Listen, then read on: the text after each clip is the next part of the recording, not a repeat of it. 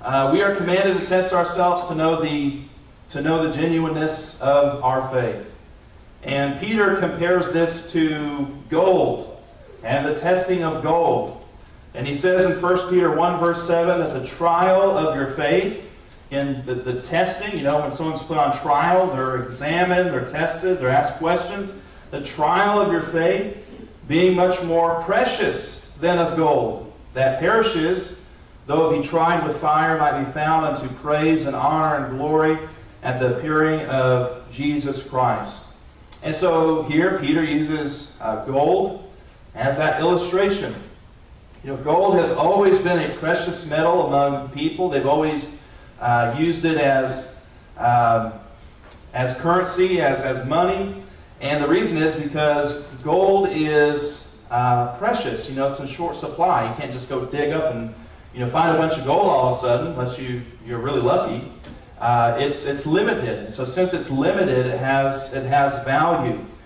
And so let's imagine you wanted to go to the jewelry store and you wanted to buy some jewelry. Let's just say you want to go buy a gold ring, maybe a gold necklace.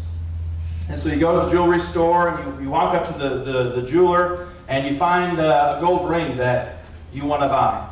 And you tell the jeweler, hey, can you tell me about this ring? Let's say it's an expensive ring. Let's say like over $1,000 ring.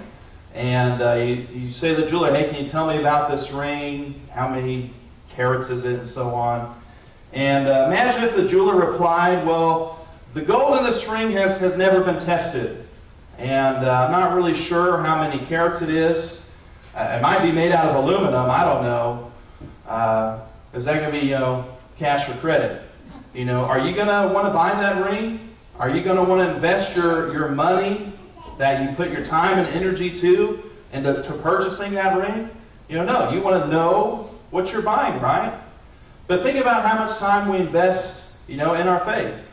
And I know just, coming to church isn't everything, but, we spend a couple hours every week of our lives coming to church. We read, we study. And are we going to think about the kind of faith that we are purchasing? Are we going to think about the kind of faith we are investing in? And we want to know, how many carats it is, and so on and so forth. We want to know what we are buying. And if we're willing to do that with something like gold, well, Peter says that our faith, the trial of our faith, is much more precious than gold, any kind of earthly thing. He says, it perishes. It's not going to last forever. And so if you don't test yourself, then how can you know if your faith is genuine? If you're not going to take the time to examine and test yourself, how can you know? And I think when we look at the world today, we test everything, don't we? We test the quality of beef. We test motor vehicles. You see those commercials where they purposely crash a car into a wall. They're testing the safety of that motor vehicle. We test students. We test cosmetics and other kinds of products.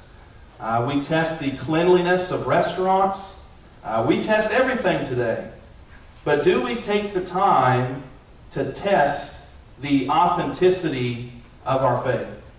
Do we take the time to make sure our faith is a genuine faith?